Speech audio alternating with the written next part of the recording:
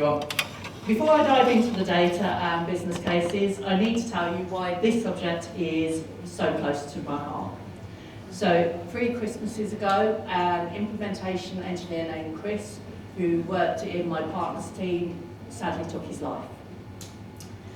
Now, Chris was brilliant at what he did. He was the person everyone turned to when systems broke, but the pressure and the constant firefighting, the expectation that he'd always have the answers, it just got too much for him. And this is what haunts me the most about that situation. Nobody noticed that Chris was struggling. He seemed fine, he was cheerful, he was still doing great work, and he was still the reliable colleague everyone knew. Now, I've seen this pattern repeatedly in my career. I've worked with brilliant members of tech teams who seemed happy and fine, and then later revealed that they were actually suffering a mental health crisis, some for months and some for years. And it's often those that seem the most cheerful, the most helpful, and the most reliable who are silently struggling. They've learnt to mask their pain while continuing to deliver exceptional work. I've also lived this personally. Stress-induced anxiety and depression nearly drove me out of tech entirely. The industry that I loved was making me ill, and I became really good at hiding it. So when I talk about the cost of mental health in tech teams, I'm not just talking about productivity metrics or business cases. I'm talking about real people, brilliant people like Chris, who deserve better than what we're currently offering them. So the tech industry has a mental health crisis, and it's not just affecting our people. It's devastating our productivity, our innovation, and our bottom line. We're in an industry that demands constant learning, rapid problem solving, and high pressure delivery cycles, yet we often treat mental health as a nice to have, rather than a mission critical infrastructure. Today, I'm going to show you why supporting mental health isn't just the right thing to do, it's the smartest business decision you can make. And by the end of this session, hopefully you'll understand why we can't afford to keep losing people like Chris, how mentally healthy teams dramatically outperform stressed ones, and some practical steps that you can implement starting tomorrow to protect your teams and yourselves. Now think about your most stressful project in the last year. You don't have to share it. You can later when you find me if you want. Just remember how it felt. Now, how did stress affect your team's code quality, decision making, and innovation? So if you take a few minutes just to reflect on that. While, not minutes, seconds, we only have 20 minutes. So while we obsess over code performance and system uptime, we're ignoring our most critical system failure, the mental health of our teams. So 83% of tech workers report burnout, and that's not a small problem, that's a systematic crisis affecting 4 out of 5 people in our industry. And this is what should terrify you as a business leader. Stressed teams don't just feel bad, they perform objectively worse. So let's look at what poor mental health actually costs us. 21% lower productivity, 37% higher absenteeism, 49% more accidents and errors, and 125% higher healthcare costs. Never mind the 65% higher turnover rates. So if we put real numbers on this, poor mental health doesn't just affect mood, it affects everything we care about as business leaders. A single stressed employee costs between 12 and 20,000 in lost productivity alone. For a typical 50-person tech team, the potential annual impact is £300,000 to £500,000. And that's before we even factor in recruitment costs, knowledge loss, and the impact on team morale. So in our industry, we are asking brilliant people to solve complex problems while their minds are fighting to cope with stress. And when we're stressed, our brains just don't just feel bad, they literally shut down creative, flexible thinking and what makes us exceptional at what we do. That breakthrough solution to your toughest technical challenge, it's hiding behind the stress we think is motivating our teams. So a real life scenario, your team faces a critical architecture decision under deadline pressure. And when we're stressed, our minds narrow to what feels safe and familiar, causing us to miss the brilliant or unconventional solutions that could probably transform everything. And the paradox in that is that the very pressure we think drives performance actually destroys the cognitive flexibility that creates these exceptional solutions. So, as I describe the team next, I want you to think about how they'd handle that current biggest technical challenge, and would you want to lead this team? So, this team approaches complex problems with genuine curiosity rather than anxiety, takes creative risks because they feel truly supported by their team, shares concerns openly before they become crises, knowing that they'll be heard, maintains energy and focus during intense sprints without burning out, bounces back from setbacks and generally learns from failures, actively supports each other during challenging projects, consistently delivers excellent work while maintaining their own well-being, and stays genuinely engaged even during routine maintenance work. Now, I want you to hold on to any feeling of excitement that you'd have about leading this team. And throughout this presentation, I'm going to show you the evidence proving that mentally healthy teams don't just feel better, they consistently outperform stress teams on every single metric that matters. Now, as you'll see here, the data is overwhelming. Companies that invest in mental health see 23% higher profitability and 18% higher productivity. Never mind the 12% increase in customer satisfaction, 40% lower turnover in technical roles, and 70% fewer sick days. Now, Google itself, Project Aristotle, studied hundreds of teams and found that psychological safety, not individual brilliance or technical skills, was the strongest predictor of high performance, because when people feel mentally safe, they perform at levels that individual talent alone can't achieve. And Buffer treated mental health as infrastructure, not as an afterthought. They gave every employee between 1.2 and 2.4 thousand pounds annually for mental health support. They trained managers specifically on psychological safety and even tested and then kept a 4-day work week. And the results were 25% productivity increase, minus 78% sick days, and 0 engineering resignations in 18 months. They proved that investing in mental health is investing in performance. Now, psychological safety isn't about being nice or avoiding difficult conversations. It's about creating an environment where people can think clearly and perform at their very best.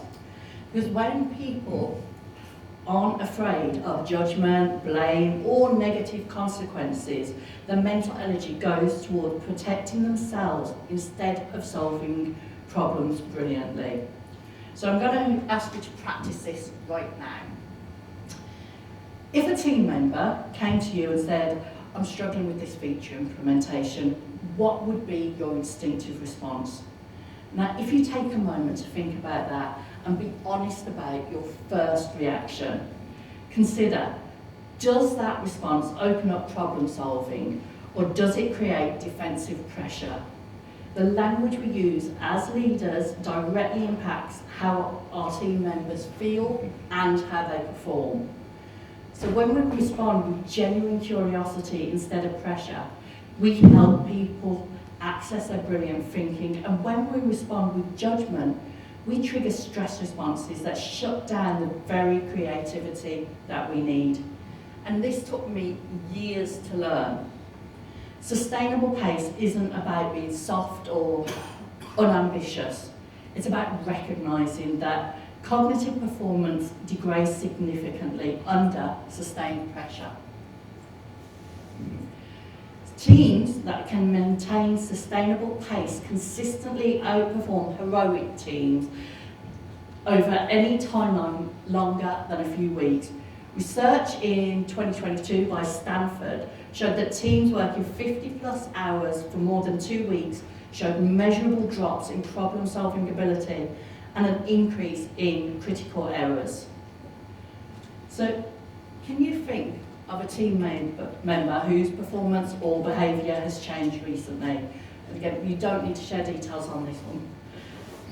So, could stress or mental health be a factor? Often we assume it's technical challenges or motivation when it could actually be a mental health crisis. And as managers, we're often the first to notice when someone is struggling. But the key here isn't trying to diagnose any mental health condition. It's recognising when someone's changed from their usual self and responding with genuine support rather than adding more pressure. And here's what Chris taught us. Sometimes there are no obvious warning signs. The most dangerous assumption we can make is that someone who seems fine is actually fine. In our industry, we've created a culture where showing struggle can often feel like showing weakness. People become incredibly skilled at performing wellness while falling apart inside. When someone is struggling, especially in a work context, it can feel overwhelming to know what to say or to do. So this is where the ALGAE framework comes in. This is a simple structure used in mental health first aid and is generally helpful in tech leadership. So if we go for A, for assess, first we quietly consider, is this person at risk of harming themselves or others? And if you're unsure, it is okay to ask gently and directly. L is for listen, listen without interrupting, fixing or judging. Give them your full attention because most people just want to be heard. G is for give support. Offer reassurance, let them know they're not alone. You don't need to try and solve everything, just let them feel safe opening up. E, encourage professional help. If needed, suggest options such as GP, counselling, or your employee support services. And the second E is encourage self-help. And that might mean flexible working, breaks, or just talking to a trusted colleague. Because sometimes the best support is helping them take small steps towards feeling more in control. And you're not always going to say the perfect thing. What matters most is that you show up with care, not solutions. This is about making space, not fixing people.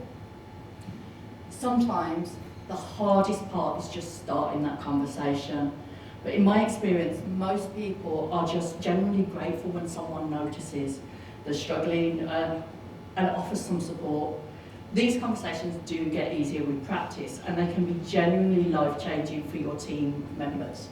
So these are some practical phrases that can genuinely help. You can go to someone and say, I notice you seem stressed lately. How are you really doing? Or what would be most helpful for you right now? Even what support would help your workload feel more manageable?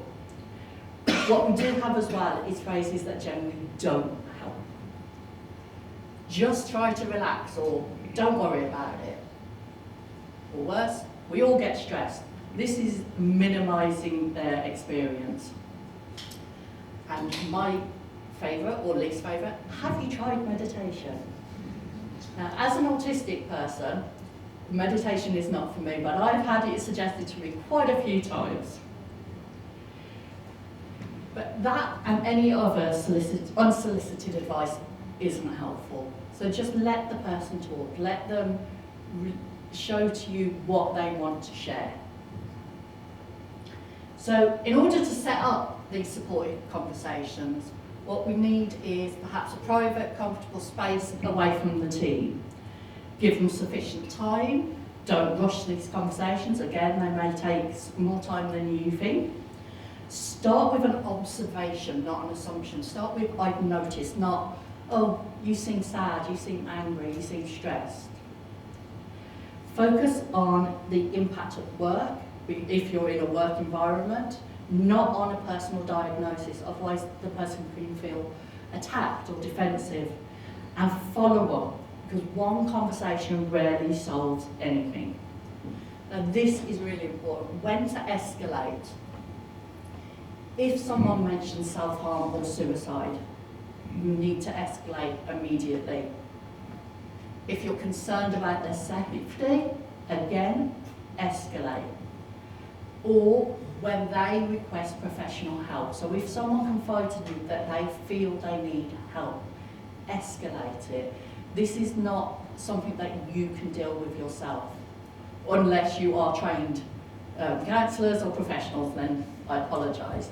But always escalate in these situations. Now, I would like everyone, if possible, to choose one of these 5 actions to try this week. You take a moment to decide. I'm happy for you to raise your hand and share, write it down, or just make a mental note. Like I said, feel free to share if you want to, but no pressure. So 1, check-in conversations. Right. How are you feeling about your current workload? Not just, how's the project going? 2, normalise mental health. Share your own stress management strategies. 3, remove the productivity filter. Focus on outcomes, not hours or activity.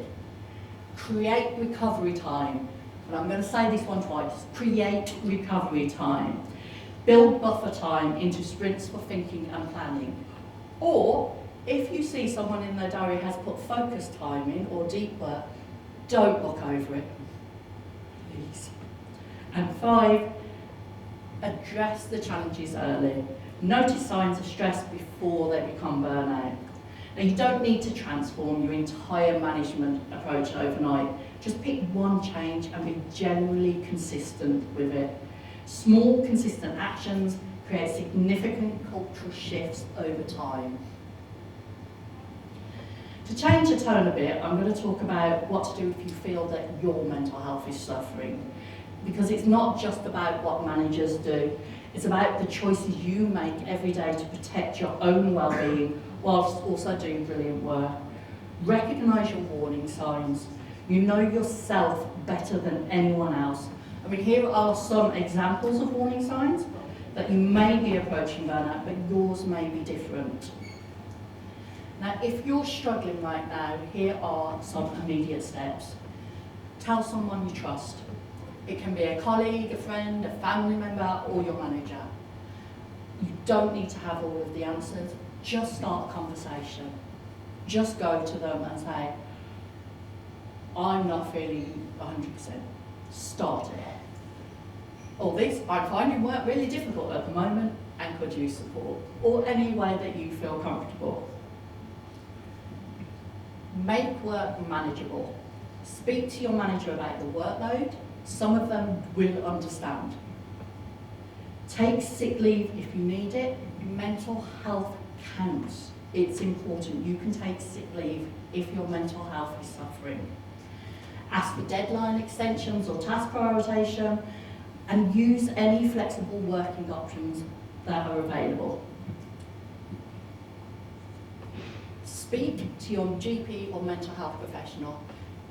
Your mental health is as important as your physical health.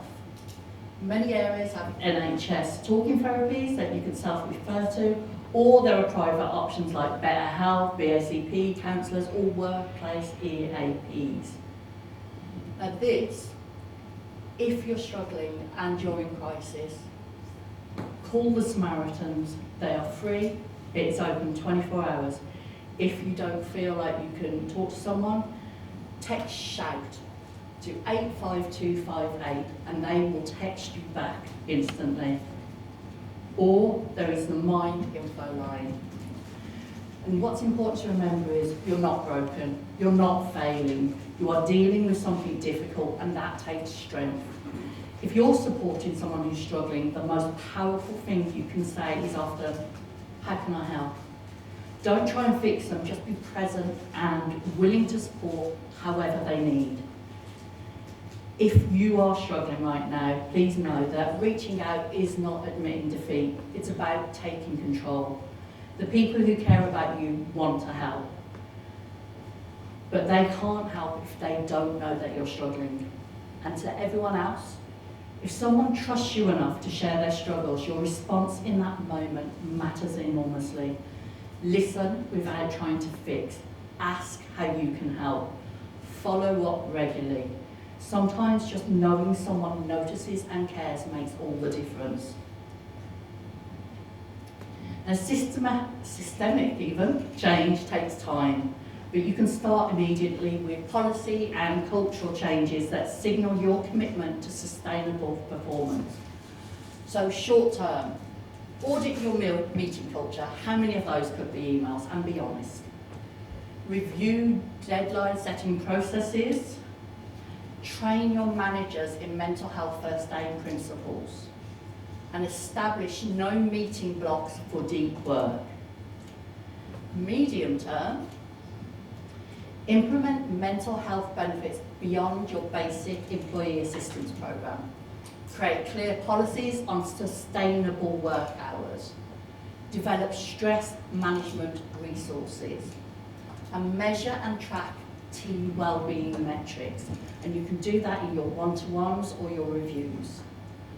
Now, long term, there we go, build mental health into performance reviews. Create internal mental health expertise and establish a reputation as a mentally healthy workplace, and then your team members will feel confident in coming forward if they're struggling. Now, I'm going to describe two teams. Team A is a high stress, heroic culture, 60-hour weeks, aggressive deadlines. And Team B, a psychologically safe, sustainable pace, proactive stress management team. And we look at the 6 months outcomes.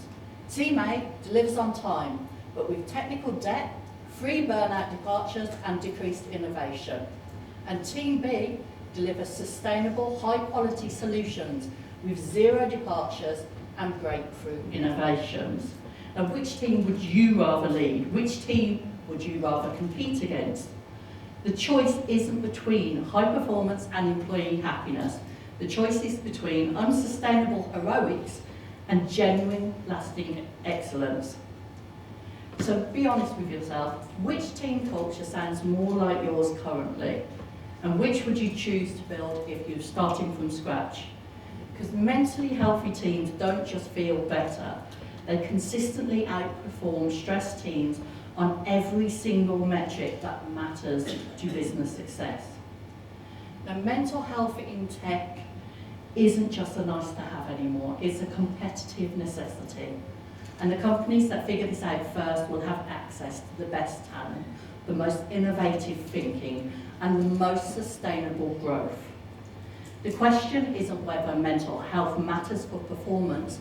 The data proves that it does. The question is, will your organisation be among the first to leverage this competitive advantage, or will you wait until your competitors force your hand? So start with one change. Measure the impact, scale what works. The future of high-performing tech teams is mentally healthy tech teams. And if you're struggling and feel there is no one you can turn to, contact me. I'll judge. Oh, no, I won't. I will not judge. I will just listen. And I will support. And you can contact me directly. This is my personal number. That is my email. Feel free. You can be as anonymous as you like. The most important thing is just reaching out. There is nothing in this world we can't do if we don't have the right support behind us. And sometimes we can't see that support, but I promise you, it is out there. Thank you. Any questions?